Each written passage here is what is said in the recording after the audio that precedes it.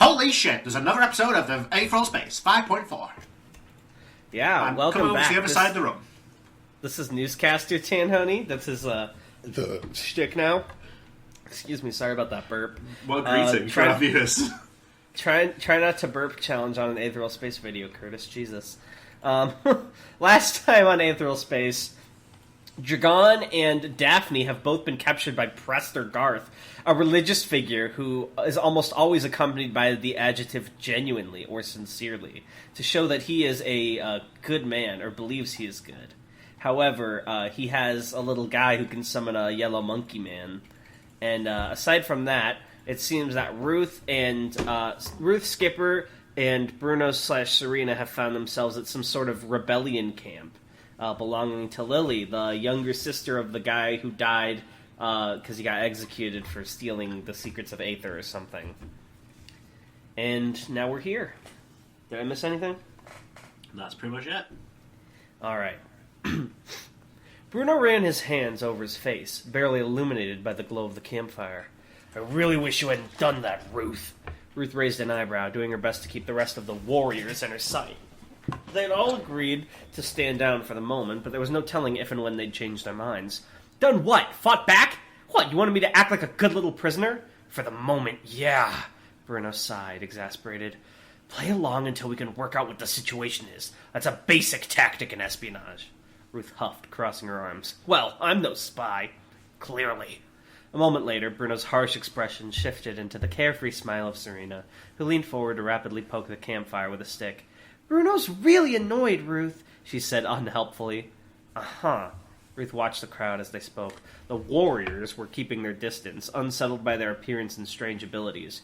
Their apparent leader, Lily, had made herself scarce shortly after Ruth had agreed to let her go. He almost had them believing this story about how we were a family of merchants with a genetic condition. I think that would have been a really good cover story, Ruth. Do you? Ruth shrugged sullenly. Doesn't matter now, I guess. Serena's smile flipped into a frown. Guess not. Are you worried about Skipper? I'm worried about everyone, Ruth muttered, staring into the fire. Why, how could I not be? Skipper... Oh, man, she stole Serena's italicizing a word. Skipper's apparently still unconscious, and they won't let me see him, and nobody even knows where Dragon is, and we're not exactly in friendly territory either. How couldn't I be worried? It's contagious. If you're stressed out, Serena said chirpily, you should just share it with your friends. Isn't that exactly what she's doing? If everyone is stressed out, that means there's less stress to go around. A bitter smile crossed Ruth's lips. She loved Serena, she really did, but sometimes the girl's positivity crossed the line into outright self-delusion. There was only so far talking out your feelings could take you. The sources of those feelings weren't going anywhere, after all. Besides, Serena continued, sticking up, I can confirm 100% that Skipper is okay. They let me and Bruno visit him when we first woke up. They have some kind of Aether user keeping him from dying, so that's great. That didn't sound great, but it didn't exactly sound awful either. And what about Dragon? Where the hell is he then? Oh my god. Lily's cold voice cut through the calm. Corin! She'd stepped out of the crowd of warriors, her own arms crossed, lips curved into a scowl so deep it was almost caricature. Ruth stiffened slightly. Would the girl try to make another go at it? What's a Corin? Serena asked innocently, cocking her head with none of the caution Ruth displayed. Lily ignored her, and her eyes remained fixed on Ruth. You really think I would have believed you were merchants? You fell from the damn sky, plus you have a guardian entity. Where the hell did you get it? What's a guardian entity? Serena asked. Once again, she was ignored. Don't know what you're talking about, Ruth shrugged, but you sound crazy. If we fell from the sky, we'd be dead. That's just basic science. Plus, I don't even know what a guardian entity is. Lily snorted. Liar! That armor of yours is obviously a guardian entity. And the guardian entity isn't something you can get by accident. It's given to you by the regulators, like how Ted got his. So either you're with them, and you're lying about it, or you're defecting from them, and you're lying about it. Both bad ideas. What's a regulator? Asked Serena. You said Dragon's been taken to Corin, Ruth said, ignoring Lily's accusation. She didn't have to prove anything to her. So Corin's a place then? A town or something? Lily stared at Ruth for a long time, her gaze drilling right into her eyes. Her fists at her sides clenched and unclenched as she mulled things over. Finally, she clicked her tongue. You really don't know anything, do you? She mumbled. How the fuck? We're not from here, Serena chirped in helpfully. That's why we don't know stuff. It's not suspicious. That's the most suspicious thing you can say. Finally, Lily acknowledged Serena, her gaze adjusting to target the blonde girl instead. Where are you from, then? She asked quietly. Like water freezing over, Serena's carefree expression hardened into Bruno's hard gaze. You wouldn't believe us if we told you, he said. The tall man, Prester Garth, led Dragon through the secluded monastery. This section, at least, was like a long, wide hallway, flanked on either side by stained glass windows. Images of shifting gods and mighty heroes clashed with depictions of snarling, eyeless monsters, the light shining through them and casting their mirrors on the floor. Are you from the Supremacy or the UAP? Or perhaps the Final Church, it's called? Prester Garth asked, hands clasped behind his back. You don't strike me as a monk, but appearances can be deceiving. Dragon narrowed his eyes as he stared into the tall man's back. From the culture and the level of technology, he'd assumed this to be a Lilith world, but this man clearly had knowledge of outside society. Are you surprised? Garth asked, turning over his shoulder to regard the comparatively tiny boy. To learn I am not ignorant of the world. Dragon winced inwardly. This guy was sharper than expected. At least for the moment, lying would get him nowhere. Yeah, he confessed. I didn't expect you to know such specifics, at least. Garth smiled thinly. Had you spoken to me an hour earlier, you'd have been correct in that assumption, but I had the opportunity to sample the memories of one of your contemporaries. As such, my knowledge base has greatly expanded. Dragon raised an eyebrow. And yet you don't sound so surprised. If the outside world really had been unknown to this man, surely he'd be shocked to receive such a breadth of information, not calm enough to talk about it barely an hour later. I don't, do I? Garth smiled in shift. And it surprises me that you didn't ask whose memories I sampled. Let me tell you now that it is an unpleasant process. You understand it could have happened to one of your comrades, yes? No. Dragon shook his head. No? No. Dragon repeated. If you'd done that to one of my friends, I'd have killed you already. But he doesn't even know what it is! The assured smile on Garth's face faltered for a single satisfying moment before he chuckled. The laugh sounded a little more fake than before. Indeed, he said, putting a polite hand to his mouth. That woman's memories didn't present you as the most dangerous foe, but your eyes have promise. Perhaps I should be more cautious around you. As Garth said that, Dragon caught sight of something moving, flowing around the wooden rafters high above them. It was a cloaked figure, trails of red and blue fabric swaying behind it like 100 tails as it glided in the air, looking down at Dragon. Its entire body was covered by that red and blue cloak, and its face by a bone-white mask. But still, through the tiny slits in the porcelain, Dragon could see sparkling sapphire pupils glaring at him resentfully. Are you still there, Tim? Yeah. Okay. Please understand, however... screaming underneath it? Want me to do background music? No, I didn't know if I had accidentally missed you. Please understand, however, Garth said, he hadn't budged an inch, that perhaps you too should be more cautious around me. I am never unprotected, you see. Dragon looked again. The spectre was gone. Is this what happens to me now? He asked, voice low. I get my memories sampled like I'm your handy encyclopedia? Garth shook his head. Of course not. When one is given two valuable resources, it doesn't do to spoil both. I'd prefer you share your knowledge with me of your own free will. Spoil? Whatever this memory sampling process was then, it wasn't pleasant. An Aether technique, maybe? Come to think of it, did they even have Aether here?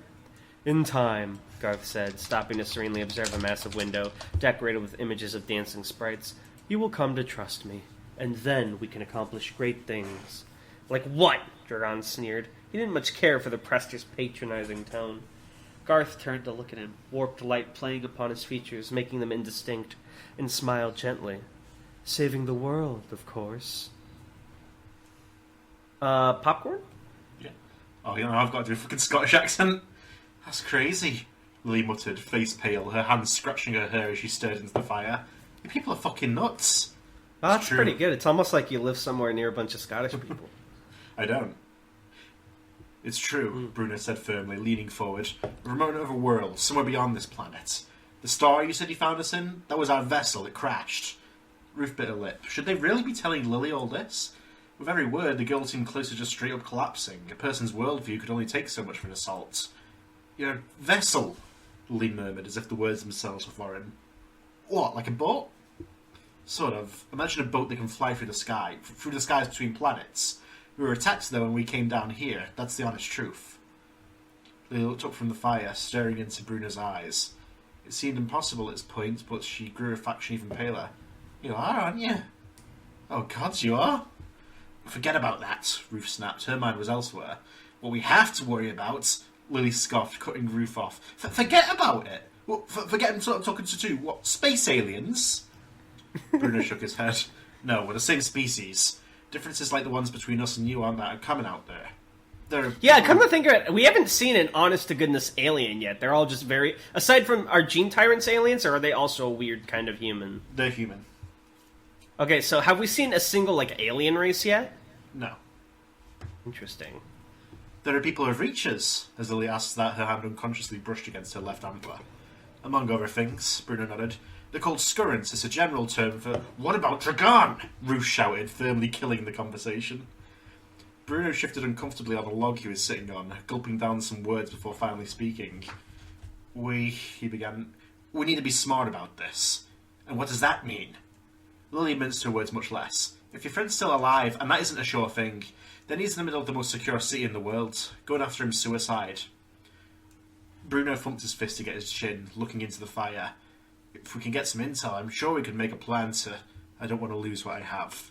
No, enough of this. Ruth stood up from a makeshift seat with such speed that the log rolled backwards into the undergrowth. The nearest warriors flinched at her sudden movement, and even Lily's body stiffened. She'd made a good first impression, then. Which direction is Corin? Ruth asked. I'll go get him.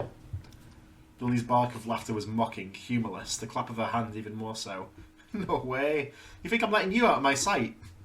Ruth looked down at the girl, her gaze cold. You think you could stop me? You might be surprised. I'll fight anyone I need to get my friends back, Ruth promised, sparks ready for building around her body. If I gotta start with you, that's no problem. You really want to try me right now?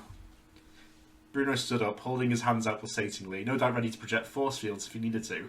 Now hold on, he said hurriedly. There's no need for us to fight amongst ourselves. Even though Ruth's eyes were fixed on Lily, she replied to Bruno, ignoring the various weapons the warriors were beginning to point in her direction.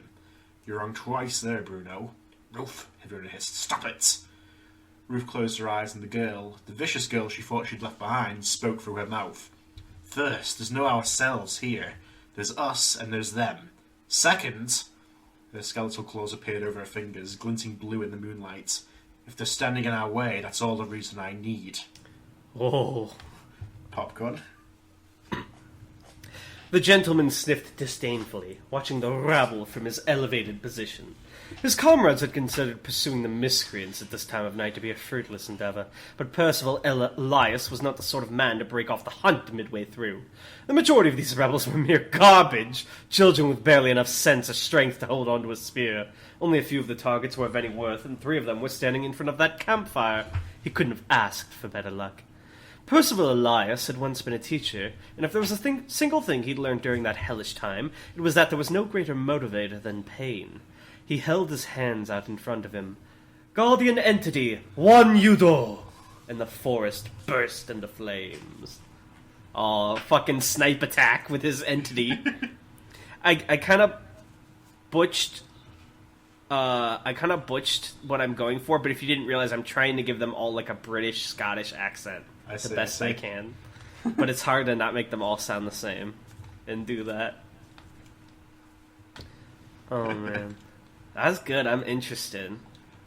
Nice. I'm glad you are. And I'm very curious. Now that they brought it up, we've yet to meet a single alien. Do they even exist in this world, or do you think it was a human colonized all the aliens things?